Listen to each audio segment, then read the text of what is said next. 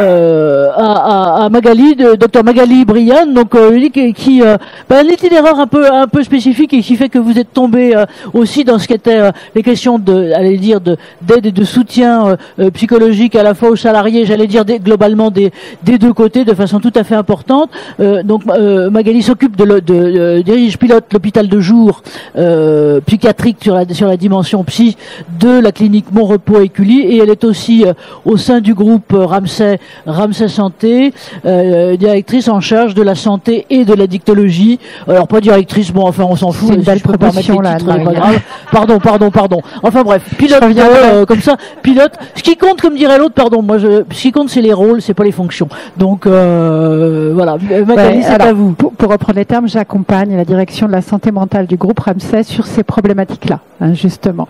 Merci de cette introduction. Je vais reprendre un petit peu mon parcours parce que c'est vrai qu'il peut expliquer pourquoi je suis arrivée là. Je ne voudrais pas trop monopoliser la parole là-dessus, mais vous l'avez dit tout à l'heure, j'ai commencé un internat d'anesthésie-réanimation il y a bien longtemps de ça. J'ai vécu des choses un peu compliquées et je suis donc allée voir mon médecin du travail du CHU à l'époque pour qu'il m'aide. Et il m'a tellement bien aidé que je suis restée et que j'ai pris ce qu'on appelle un droit au remords pour devenir médecin du travail. Donc j'ai fait une première partie de mon parcours comme médecin du travail du personnel hospitalier dans un CHU.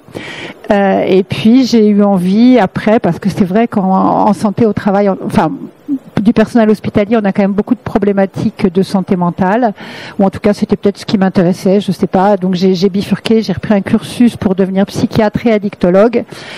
Et puis je m'étais dit, une fois qu'on reprend un cursus, on repart à l'hôpital psychiatrique, et puis là on s'occupe de traiter les schizophrénies, les troubles bipolaires, et j'ai fait une partie de ma carrière dans ce domaine. Et après être passée donc à l'hôpital psychiatrique en ESPIC, je me suis installée en libéral dans une clinique, la clinique donc Mon Repos, qui est située à Écully, qui est en banlieue nord de Lyon, une clinique du groupe Ramsay. Et donc à ce moment-là, j'ai pris le poste de médecin coordinateur de l'hôpital de jour, et à l'époque, c'était un hôpital de jour de ce qu'on appelle la pathologie duel. Je ne sais pas si c'est un terme qui vous parle, c'est-à-dire l'association de troubles d'addicto et de troubles psychiatriques. Et là, je crois que la première partie de mon parcours m'a rattrapée. Parce que quand je suis arrivée en 2015, donc avant la crise sanitaire, sur cet hôpital de jour, la première chose qui m'a frappée, c'était la surreprésentation de soignants. Alors au sens large du terme soignant, comme vous l'avez dit tout à l'heure. Oui, parce que je crois, comme vous l'avez dit, que toute la chaîne est impliquée et toute la chaîne vit la même chose. Donc à ce moment-là, j'étais vraiment fortement surprise d'avoir une telle représentation de soignants sur notre hôpital de jour. Je crois que ça a fait appel à d'anciens réflexes de me dire pourquoi ces professions. J'ai beaucoup réfléchi. Je me suis rapprochée d'autres personnes qui réfléchissaient déjà sur le sujet, même si on n'était pas beaucoup. Je pense à l'association SPS, Et puis la première chose qu'on a comprise, j'ai envie de dire, c'est qu'il y avait ce problème. Les gens arrivaient tardivement, étaient surreprésentés. Donc ils arrivaient tardivement, ils étaient dans des états vraiment cliniques très dégradés parce qu'ils attendaient très longtemps. Vous l'avez évoqué, la peur de la stigmatisation, le fait, pour être un bon soignant, on doit aller bien, tout ce que vous connaissez. Et en fait, ça, je crois que c'est un déterminant important. L'autre déterminant, ça c'était l'un des déterminants importants. Donc en fait, nous, on a réfléchi. On s'est dit comment on peut faire pour que déjà ils viennent plus facilement, et en venant plus facilement, finalement, qu'on puisse les toucher et les aider à un moment où leur situation est moins dégradée. Parce que au départ, les soignants qui étaient là, finalement, on n'arrivait jamais à les faire repartir vers le travail. On était vraiment dans des choses d'intensité très sévère, et ça me paraissait pas acceptable. Et donc, on a commencé à réfléchir. On s'est dit s'ils viennent tardivement, pourquoi? C'était 2015. 2015, c'était aussi la première étude de l'association SPS qui avait interrogé des médecins, exclusivement des médecins. Et là, les médecins disent... Une seconde, pour faire pas de la pub, mais quand même, l'association SPS, qui est une association que vous connaissez peut-être, qui est... nous avons la vice-présidente ici présente, je pense pas que Catherine Canlibert soit là, mais qui en est la présidente, et on a 40, je crois que c'est 40 entités avec une ligne verte ouverte, et à la fois des ateliers et autres centrés justement sur toute la chaîne des soignants. Et Catherine, qui est pas là maintenant, m'indiquait bien, Anne-Marie, à quoi il faut Catherine faire attention. est sur le congrès, hein, elle a un stand. Voilà, était donc filée, allez la voir. Elle insistait bien justement sur le fait que on n'est pas sur le 1,5 million répertorié par le ministère de la Santé comme étant les soignants officiellement patentés avec un coup de tampon et tout, mais que globalement l'ensemble de ceux qui sont de celles et ceux qui sont tout autour sont tout autant appliqués, parce que je dirais aussi bien dans l'efficacité du soin, j'allais dire pour le patient, la qualité du soin de tous est vraiment importante. Enfin, je sais pas, moi, pour avoir vécu quasiment 4 ans à l'hosto sur le total, je sais bien à quel point c'est important, et pas seulement les officiels, mais aussi de leur côté. Donc ils ont exactement le même type j'allais dire, de problématiques que les autres. Donc merci de le dire. Merci. Oui, donc cette première étude montrait que les médecins accepteraient de se faire soigner à condition qu'ils soient soignés loin de leur lieu d'exercice, parce qu'ils avaient vraiment la crainte de rencontrer leurs propres patients dans les établissements où ils les adressaient. Alors d'ailleurs, l'association SPS, en association avec le groupe Ramsay Santé, à ce moment-là, a ouvert une clinique qui est près de Mâcon et qui ne reçoit que des professionnels de la santé en hospitalisation.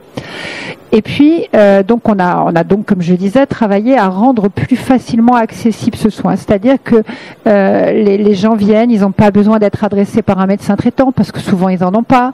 Ils n'ont pas besoin de prévoir. Il y a pas de délai. En fait, nous, on a communiqué en disant, si vous nous appelez, si un collègue nous appelle pour vous, nous on rappelle dans les 48 heures et on évalue la situation et on donne un rendez-vous très rapidement. Donc au départ, on est vraiment parti de ce constat. Il faut faciliter l'accès aux soins. Il faut le rendre plus facile pour ces soignants. Et puis petit à petit, quand même, on s'est rendu compte aussi que il n'y avait pas que ça. Il n'y a pas que cette question de l'accès aux soins.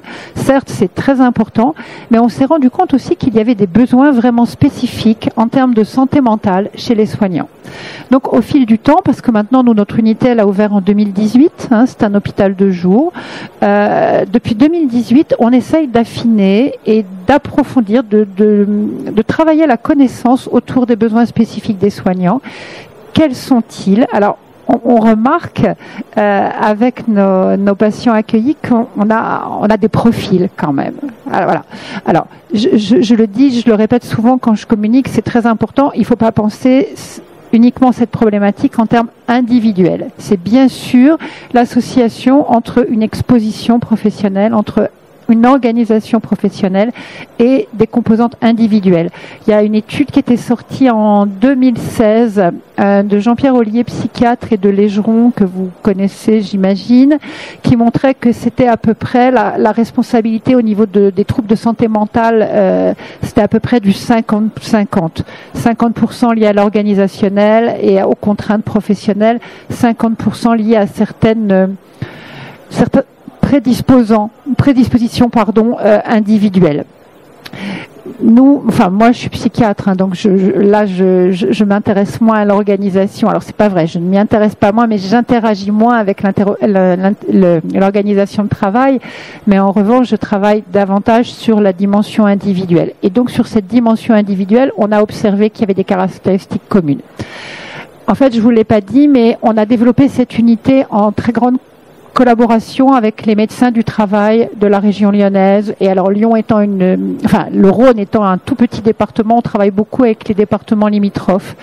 Et donc avec ces médecins du travail, on est en train de monter une étude en ce moment, on l'a montée, on est en train de la réaliser pour essayer de regarder s'il y a des caractéristiques psychologiques, s'il y a des déterminants psychologiques spécifiques chez nos soignants par rapport à d'autres populations, par exemple en burn-out, des populations non soignantes. On est en train de travailler ensemble. Cette collaboration entre médecins du travail et secteur de psychiatrie est très intéressante parce qu'on intervient chacun sur nos domaines de compétences à des temps différents. Les médecins du travail en amont, au retour à l'emploi aussi, parce que notre objectif c'est de permettre aux gens de retourner dans leur emploi. Voilà, quand ils arrivent chez nous, ils sont en arrêt de travail, mais l'idée c'est pas de les désocialiser, c'est vraiment de les ramener au travail.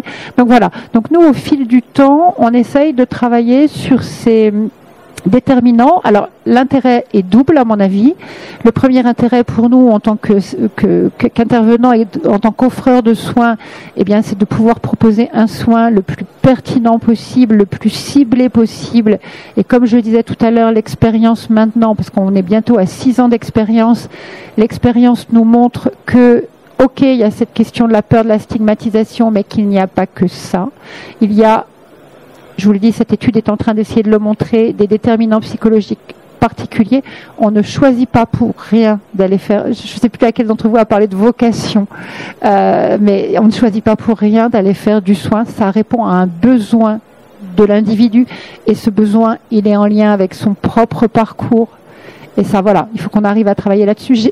J'aime bien, là je suis venue en train, j'écoute des podcasts en train, alors j'ai découvert un concept que je ne connaissais pas mais qui correspond tout à fait à ce que nous on voit, le people pleasure. Voilà.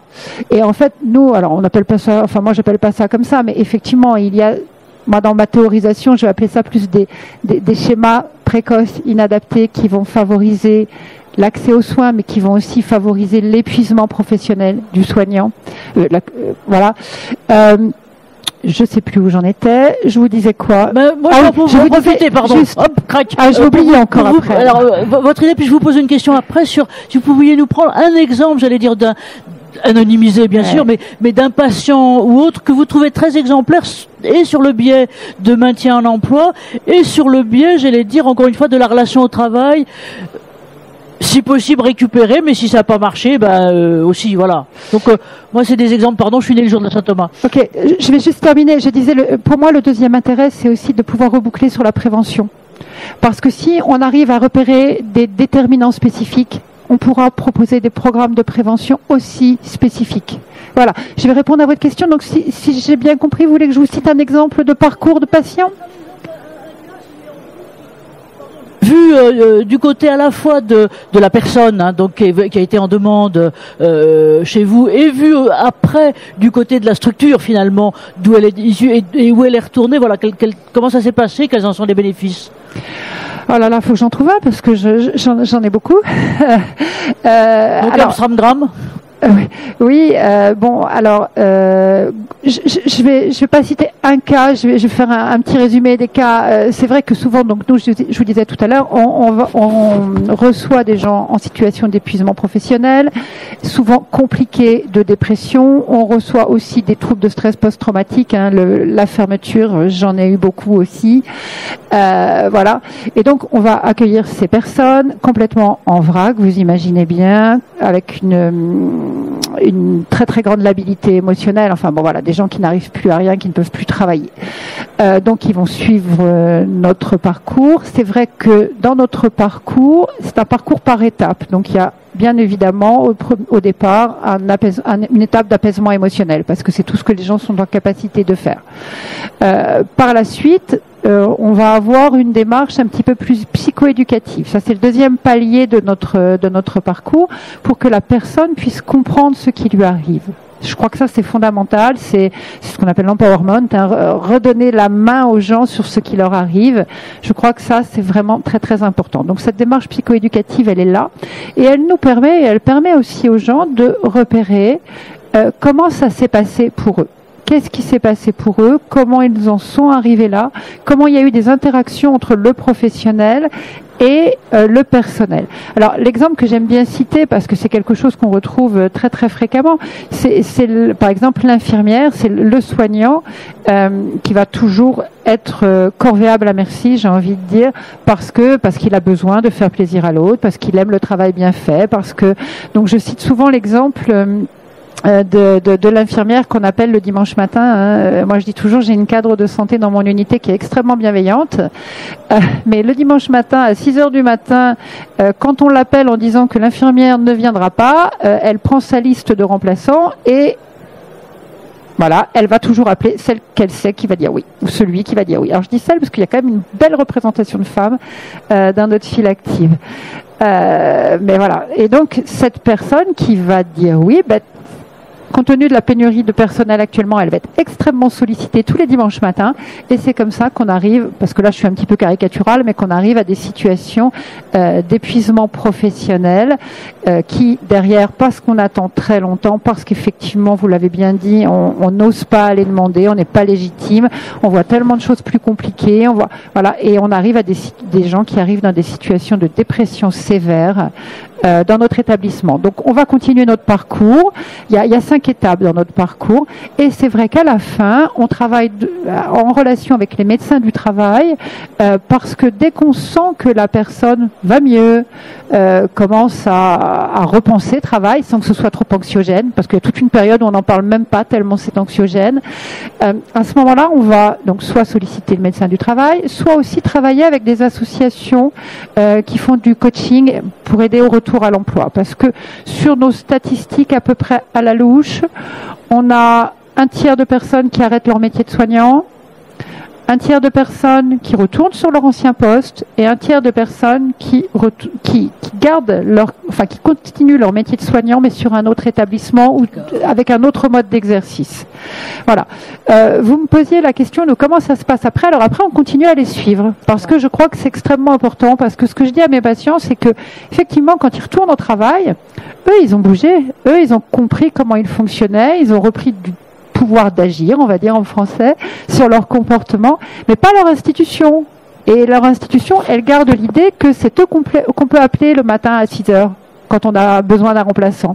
Donc en fait, ils ont aussi tout ça à faire bouger. C'est pas simple, mais ça se fait. Et nous, on continue à les voir parce que eux, au départ, ils recommencent exactement de la même façon, souvent. Voilà. Et puis petit à petit, ils se rendent compte, ah ben oui, non, je suis reparti à refaire la même chose. Donc on fait marche arrière, on retravaille, et c'est un long travail, ça prend du temps. Ce sont des arrêts prolongés, ce sont des suivis prolongés. À mon avis, ça vient bien parler de l'intérêt de repérer le plus tôt possible, prévenir. Voilà. Détection précoce, anticipation et autres. On va